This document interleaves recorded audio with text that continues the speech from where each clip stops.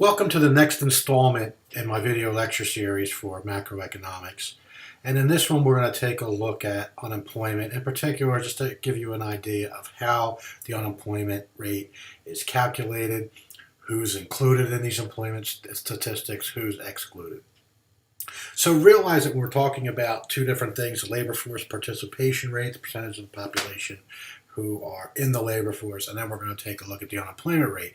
And the important thing to realize is that these labor statistics exclude certain portions of the population. First, it's only the civilian population. So if you're in the military, you do not count towards the labor statistics. All right, so I want you to be aware of that. Also, it's non-institutionalized populations. For example, if somebody is in a mental health facility for long-term care, they are not part of the labor statistics that we're going to be talking about. If you are in prison, you do not count towards the labor force statistics, labor force statistics that we're talking about. And also, there's an age restriction. You have to be 16 or over.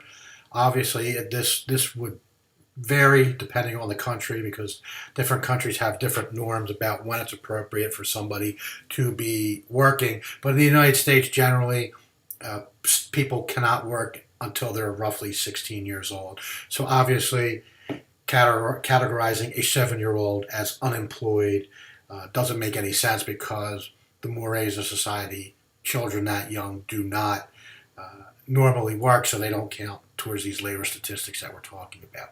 So make sure you realize that we're talking about civilian population, non-institutionalized, not in mental health facilities, or in prison, and you have to be 16 years or older. So this is what it is in the United States roughly right now. It's 248 million, roughly. Well, we also have the labor force, all right? So make sure you realize that you have the basic measure is the civilian non-institutionalized population, age 16 and over. And you also have the labor force. Well, there's a subsection of people who are not in the labor force. If you're a full-time student and you're not working, for example, you're not considered part of the labor force. If you're a homemaker, male or female, if you stay at home and take care of children, take care of the home, etc., you are not considered part of the labor force. If you're retired, you're not considered part of the labor force, or if you're a discouraged worker. All right? So make sure you understand that distinction. There are people in the labor force, and in essence, the people in the labor force are the people who are working or are looking for work. So if you're not looking to work, you're not considered part of the labor force. So if you're retired, you've reached age 65 or whatever, you saved enough money, you don't have to work anymore, you get a pension, you've got an IRA, etc., and you've retired from the labor force, you do not count as part of the labor force. So you're not in the labor force. Also, this notion of what a discouraged worker is, make sure you understand that. Some workers, for example, will stay unemployed for a long period of time, and at some point they decide, I'm not looking for work anymore. I got laid off 2 years ago. I haven't been able to find a job in the last 2 years. That's it. I'm not looking for work anymore. Once you make that decision, or the individual makes the decision to not look for work, they are no longer part of the labor force. So make sure you realize that when we talk about the civilian non-institutionalized population, there are two different components. There are the people who are in the labor force and the people who are not in the labor force. And if you're in the labor force, there are two different components of that. You are either employed or you are unemployed. So make sure you realize that. So if you're employed, you're working. If you're unemployed, you're not working, but you're trying to get some type of work. So the labor force only constitutes two different components: the people who are employed and the people who are unemployed, i.e. they don't have a job, but they are trying to get a job. Once you stop trying to have a job, or you retire, or you decide that you don't want a job and be a homemaker, etc., or you're going to be a student and you're fortunate enough that you don't have to work, you're not part of the labor force. So you're not going to count towards the unemployment statistics. All right? So let's take a look at what some of these statistics look like. So just realize that the civilian non-institutionalized population has two components: people who are in the labor force and people who are not in the labor force. And when we talk about the labor force, there are two constituent parts of the labor force. You're either unemployed or you're employed. So let's use these numbers here to come up with a few statistics that are used. One of the things that's talked about in your textbook is the labor force participation rate. That's the number of people, i.e., who are in the labor force, that is, they are working or trying to get work, the percentage of those people to the civilian non-institutionalized population. So for us, the civilian non-institutionalized population, age 16 and over, is 248 million. That would be the denominator. And the labor force is 156 million. So it's 156 million divided by 248 million. So the labor force participation rate here would be 63%. If we want to take a look at what the unemployment rate is, the unemployment rate is the number of people who are unemployed divided by the labor force. So here we have, there are 10 million people unemployed. The labor force is 156 million. So we put that in the denominator. So we have 10 million divided by 156 million. Therefore, we have a unemployment rate of 6.4%. Let's take a look at some of the issues that might occur with regards to the unemployment rate. Remember, what economists are going to do is they're using the unemployment rate as a measure or a metric on how well the economy is doing. So for example, if we move into a recession or depression, the unemployment rate is going to go up. For example, during the Great Depression in the 1930s, the unemployment rate in the United States reached about 25%. So we're using this as a measure of how well the economy is doing. I oftentimes liken it to a scenario where if it's you go to your doctor will take certain measurements to see how well you're doing. Take your temperature. They might do blood work. They might do a MRI, an EKG, etc.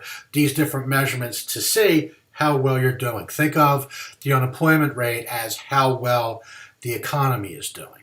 So, but there are issues, and make sure you realize that they're not perfect measures.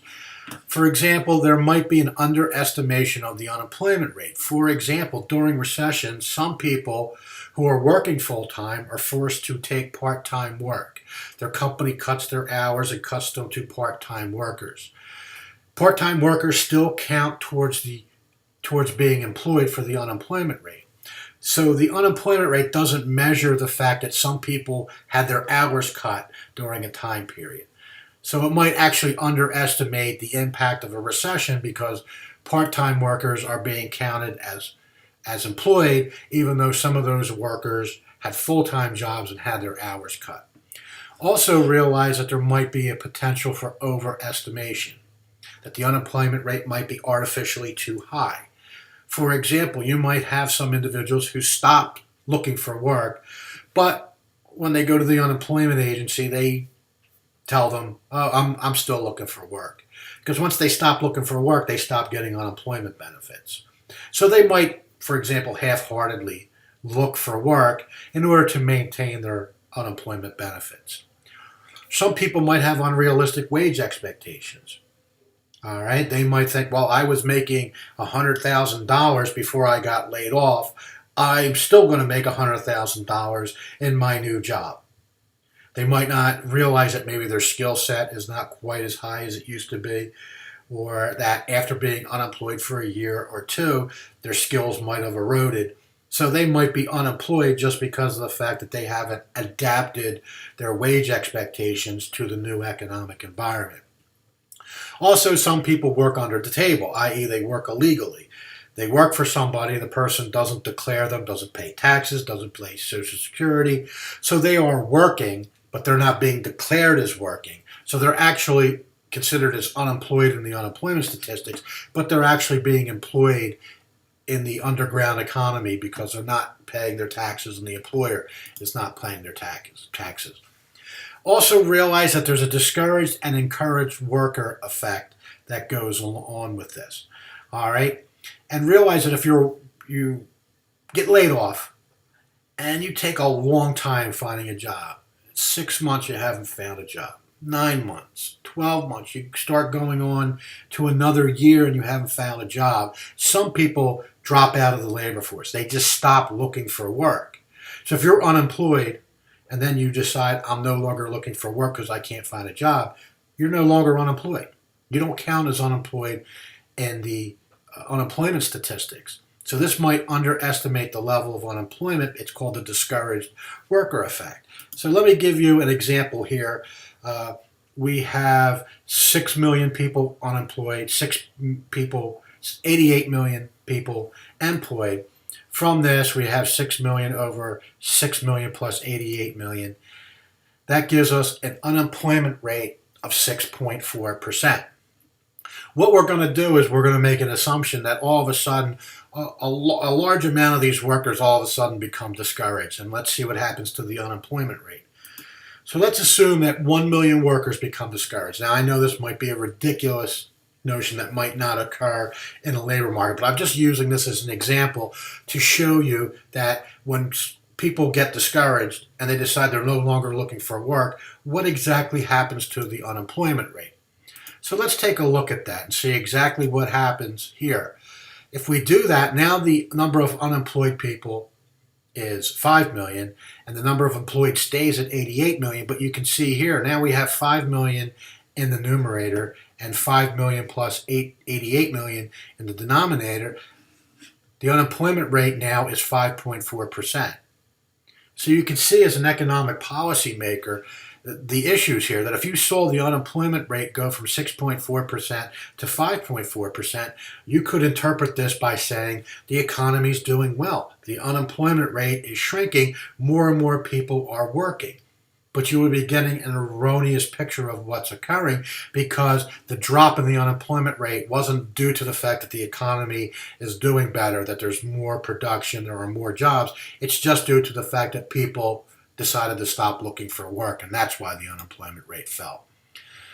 You could also have an encouraged worker effect. For example, you could have people who drop out of the labor force during a recession, and then as the economy picks up and production picks up and employment picks up, they start seeing this and they go, I'm going to start looking for work again. So what happens is a recession hit, they got laid off, they couldn't find a job for a long time, and then they dropped out of the labor force by stop. They no longer were looking for work. The opposite can happen in good times. So once the economy starts picking up, these people who become discouraged now become encouraged, and they decide that they want to look for work. And once those discouraged workers become encouraged and start looking for work, they're unemployed.